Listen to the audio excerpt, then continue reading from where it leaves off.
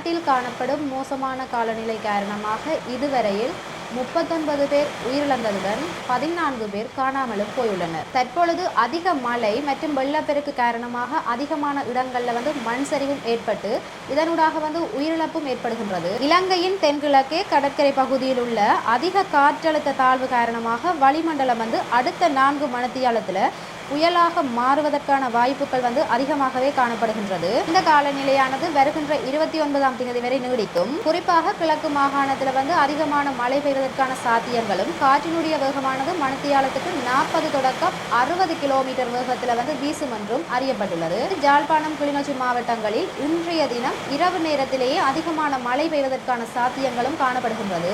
இவ்வாறான காலநிலை காரணமாக நாடு முழுவதிலும் காணப்படுகின்ற பல்வேறு குளங்களினுடைய வான் கதவுகள் திறக்கப்படுகின்றது. இதனாலேயே வெள்ளப்பெருக்கு மற்றும் மண் சரிவுகள் அதிகமான இடங்களில் ஏற்படுகின்றது. அவ்வாறு ஏற்பட்டு இன்றைய தினம் கூட அதிகமானவர்கள் உயிரிழந்துள்ளார்கள்.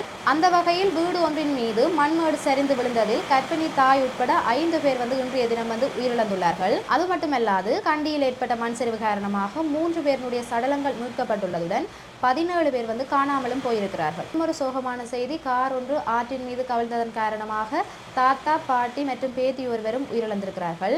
இந்த மழைக்காலங்களில் பாதிக்கப்பட்டவர்களுக்கு நிலையங்கள் அமைக்கப்பட்டது மட்டுமல்லாது அவர்களுக்கான நிவாரண பொதி மற்றும் தரப்பால்கள் வழங்குவதற்கான நடவடிக்கைகளும் மேற்கொள்ளப்பட்டு வருகின்றது.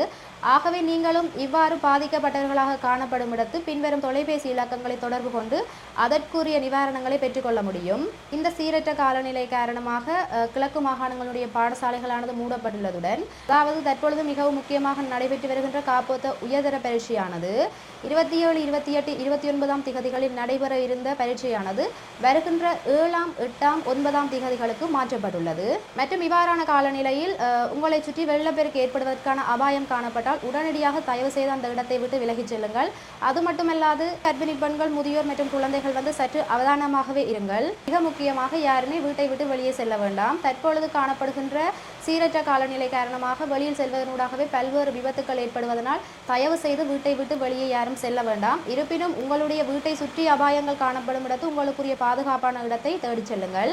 காலங்களில் மீன்பிடி தொழில்களுக்கு செல்வதையும் தவிர்த்துக் கொள்வது சிறந்தது. நீங்கள் இருக்கும் இடங்களில் வெள்ளப்பெருக்கு ஏற்பட்டு அந்த வெள்ள நீர் காணப்படும் இடத்து அந்த வெள்ள நீரினுள் தயவு செய்து யாருமே செல்ல வேண்டாம். அதன் மூலமும் பல்வேறு விதமான ஆபத்துக்கள் ஏற்படுவதற்கு அதிகமான வாய்ப்புகள் உள்ளது. மற்றும் வீட்டில் காணப்படுகின்ற இலத்திரனியல் தொடர்பான சாதனங்களை பாவிப்பதை தவிர்த்துக் கொள்ளுங்கள் முடிந்த அளவுக்கு. மோசமான காலநிலையில் தயவு செய்து அனைவரும் உங்களுடைய பாதுகாப்பை உறுதிப்படுத்திக் கொள்ளுங்கள். நன்றி சொந்தங்களே.